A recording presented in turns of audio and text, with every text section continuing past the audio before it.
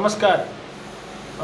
आज हम जिस विषय को लेकर आपके सामने हैं, 2 से 3 दिन पहले विजयादशमी के दिन मुंगेर में एक कांड हुआ जिसमें कि जो पंडाल निकला था और जो लोग जा रहे थे उनके ऊपर प्रशासन द्वारा गोली चलाई गई, उनको पीटा गया, उनको मारा गया और एक प्रकार से कह सकते हैं बर्बर तरीके से, जिसको क्रूर तरीके से उनको रौंदा गया है। और प्रशासन के पीछे शासन, यह हमको समझ में आता है कि प्रशासन जो होता है शासन द्वारा नियंत्रित होता है, शासन द्वारा संचालित होता है। शासन लाख बहाने कह दे कि ये प्रशासन की जिम्मेदारी है, ये पूर्ण रूपेण शासन के इशारों पे ही प्रशासन ने किया है। केवल यह प्रशासन की नहीं अपितु शासन की जिम्मेदारी है, शासन और सत्ता में बैठे हुए लोगों की जिम्मेदारी है। इस बात को हमको समझना पड़ेगा।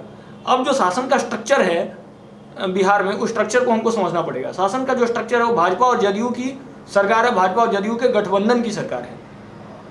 तो हमको यह समझना पड़ेगा कि भाजपा पोषित सरकार द्वारा हिंदुओं पर हमला, मुख्य विषय यह है कि हिंदुओं पर जो यह हमला हुआ है उस हमले के पीछे कौन है और उस हमले के पीछे कौन से लोग हैं, इस विषय को समझना पड़ेगा। एक तरफ भाजपा जहां स्वयं को हिंदूवादी कहती है और दूसरी तरफ हिंदुओं के ऊपर जब प्रहार होता है, हिंदुओं को जब मारा जाता है, पीटा जाता है, गोली मार दी जाती है, तो भाजपा को यह कहना चाहिए कि शासन में जो लोग बैठे हुए हैं हिंदुत्व, हम गठबंधन तोड़ते हैं। पूरा जो पूरी भाजपा की टीम है वो केवल और केवल जदयू और नीतीश कुमार को ब्लेम करने में लगी हुई है। अगर जदयू और नीतीश कुमार दोषी हैं तो आपको यह गठबंधन तोड़ देना चाहिए। एक हिंदू द्रोही के साथ आप गठबंधन में क्यों हैं? अगर हिंदू द्रोही के साथ आप गठबंधन में हैं, इसका अर्थ यह हुआ कि दोषी आप हैं। विशुद्ध रूप से यहां पे दोषी वही लोग हैं जो हिंदूवाद की बात करते हैं। अगर आपको लगता है कि नीतीश हिंदू द्रोही है और नीतीश के इशारे पे प्रशासन ने ये किया है, जैसा कि हो भी सकता है, संभवतः ऐसा हुआ होगा, तो उससे अधिक तो दोषी वो हुए कि जो उसके साथ सरकार और सत्ता में है। बार बार यह बहाना देना कि हम इनके साथ सरकार में हैं क्योंकि हम सत्ता को रिफॉर्म करने के लिए आए हैं, हम पीडीपी के साथ हैं क्योंकि हम यहाँ पे आर्टिकल 370 को डिमोलिश करने के लिए आए हैं, जबकि उसके दूसरे ही पक्ष सामने आते हैं। बार बार यह कहना कि हम जदयू के साथ सत्ता में इसलिए हैं क्योंकि हम जो है उसको रिफॉर्म करने में आए हैं। तो ये विशुद्ध रूप से एक बहाना है और इसके अन्यथा कुछ भी नहीं है। अगर भाजपा यह कहती है कि इसके पीछे शासन और प्रशासन दोषी है और भाजपा के कार्यकर्ता यह कहते हैं, तो भाजपा के कार्यकर्ताओं को और भाजपा को यह दबाव बनाना चाहिए कि इस प्रकार के अनैतिक गठबंधन को तोड़ा जाए। और इस प्रकार के अनैतिक गठबंधन का कोई तात्पर्य नहीं है अगर भाजपा भी उसके साथ सत्ता में है। स्वाभाविक बात है, क्योंकि ये गठबंधन तोड़ नहीं सकते, क्योंकि इनकी जो पूरी राजनीति है वो जाति की राजनीति है। एक छद्म हिंदूवादी चेहरा बना रखा है जिसमें बार बार यह दिखाना कि हम हिंदूवादी हैं। राजनीति तो पूरी जाति की है। इनको पता है कि अगर जदयू से अलायंस टूटता है तो हम कहीं के नहीं रहेंगे, कोई विल पावर नहीं है, कोई इच्छा शक्ति नहीं है। तो ये जो पूरा एजेंडा है, इस पूरे एजेंडा को समझने की जरूरत है और हिंदुओं को भी यह समझने की जरूरत है कि हम किन लोगों को वोट दे रहे हैं। अगर आप भाजपा को वोट देते हैं, इसका मतलब आपने उस प्रशासन को भी वोट दिया है जिसने पंडाल के दौरान और विजयादशमी के दौरान हिंदुओं के ऊपर गोली चलाई। तो एक तरफ यह कहना कि आप सपा को इसलिए वोट मत दीजिए क्योंकि उन्होंने कार सेवकों के ऊपर गोली चलाई थी, ये बार बार भाजपा द्वारा और भाजपा के कार्यकर्ताओं द्वारा कहा जाता है कि सपा को वोट मत दीजिए, सपा ने, मुलायम सिंह यादव ने कार सेवकों के ऊपर गोली चलाई थी। लालू सिंह यादव को वोट मत दीजिए क्योंकि लालू सिंह यादव ने रथ यात्रा, आडवाणी के रथ यात्रा को रोक दिया था। तो भैया आपने भी हिंदुओं पर गोली चलाई है, आपने भी मुंगेर में हिंदुओं को मारा है, तो आपको ही वोट नहीं देना चाहिए इस आधार पे। आधार तो वही है, दोनों में कोई डिफरेंस नहीं है। लालू में और भाजपा में कोई डिफरेंस यहां नहीं दिखता है। वो भी गोली चलाते हैं, ये भी गोली चलाते हैं, वो भी रथ यात्रा रोकते हैं, ये भी वही करते हैं। तो कोई बेसिक डिफरेंस तो दिख नहीं रहा है। तो जो आम जनमानस है उसमें हम यही कहेंगे कि वो प्रत्याशियों को देखकर वोट करे, जो उसके क्षेत्र का प्रत्याशी है, जो अच्छा प्रत्याशी है उसको वोट करे, क्योंकि इस पैरामीटर पे तो सभी हिंदू द्रोही निकले। भाजपा भी वही निकली, जदयू भी वही निकली, कांग्रेस भी वही निकली, आरजेडी भी वही निकली, लोजपा भी वही निकली। तो कुल मिला के जो सारा फिगर है, इसमें सारा फिगर ये है कि वोटर अपने राइट्स को समझे और ये समझे कि सारी पॉलिटिकल पार्टी जो है उसके मूल सिद्धांतों के और उसके प्रशस्त मान बिंदुओं के विरुद्ध है और उस पर काम करने की कोई मंशा नहीं है। केवल और केवल लोगों को मूर्ख बना के वोटों को पोलराइज करने का यह एजेंडा है। यहाँ भाजपा ने यह प्लान किया होगा कि हम जदयू को डैमेज कर देंगे, लेकिन भाजपा यह नहीं समझ रही है कि वोटर इतना बेवकूफ नहीं है, इतना मूर्ख नहीं है। ये केवल और केवल जदयू को डैमेज करने के लिए कि प्रशासन की आड़ में शासन को डैमेज किया जाएगा और जदयू को डैमेज करने की यह पॉलिसी है। क्योंकि भाजपा में ऐसे बहुत सारे लीडर्स हैं, चाहे वो नित्यानंद राय हो या नंदकिशोर यादव हो या ऐसे 3-4 लीडर्स हैं जो कि यह चाहते नहीं है कि नीतीश मुख्यमंत्री हो। वो बार बार उनकी पॉलिसी यही है कि कोई ना कोई मुख्यमंत्री भाजपा का हो। मुख्यमंत्री भाजपा का तभी होगा जब भाजपा की सीटें अधिक होंगी।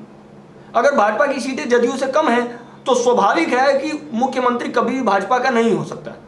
तो भाजपा अपने सीटों को बढ़ाने के लिए प्रशासन के थ्रू शासन को डैमेज करने के लिए ये पूरी पॉलिसी बनी है, जिसमें हथियार बनाया गया है हिंदुओं को और हिंदुओं का गला काटा जा रहा है। तो इन सारे विषयों को समझते हुए हमको यह समझना पड़ेगा कि ये पूरी पॉलिसी क्या है और इस पॉलिसी में क्या हो रहा है, किन लोगों को टारगेट किया जा रहा है।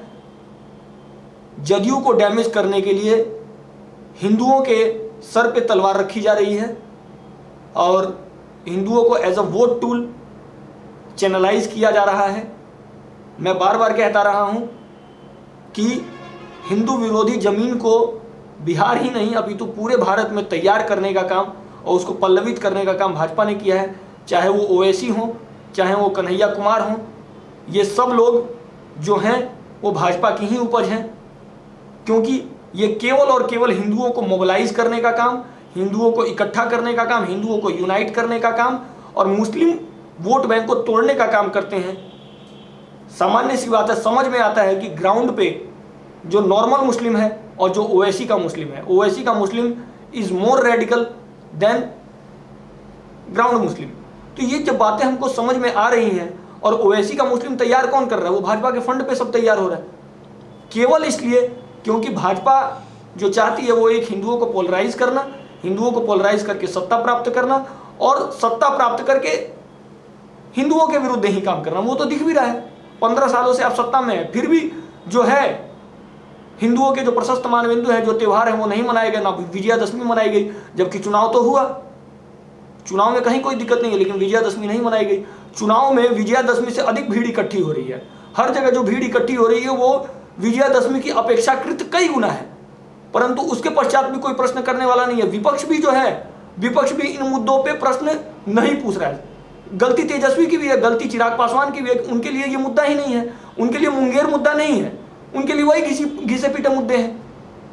उनको यह पूछना चाहिए था कि आपने जब चुनाव करवाया तो विजयादशमी क्यों नहीं हुआ।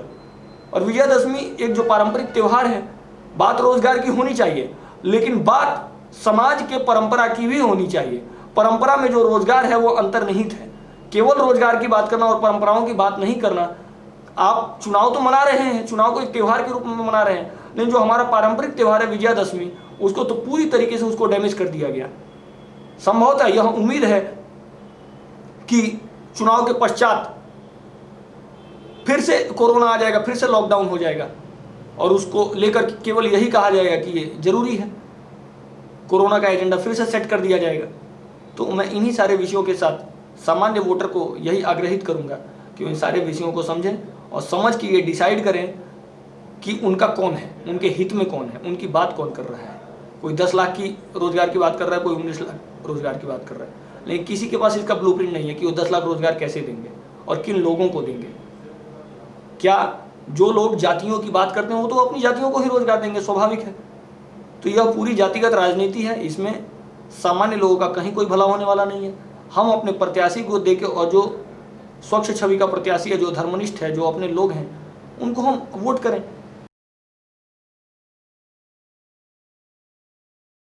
मुंगेर की घटना, दुर्गा पूजा में मूर्ति विसर्जन के बाद जो भी कार्रवाई की गई, बर्बरतापूर्ण कार्रवाई, ये मैं समझता हूँ दुर्भाग्यपूर्ण है।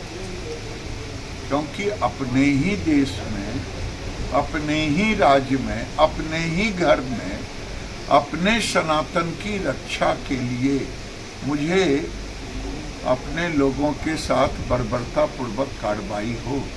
मैं सरकार से मांग करता हूं कि इसके लिए एक जांच की कमेटी बने और जांच की कमेटी में जो दोषी पाया जाए उस पर कार्रवाई, कड़ी से कड़ी कार्रवाई हो, चाहे कितना ही बड़ा अधिकारी क्यों ना।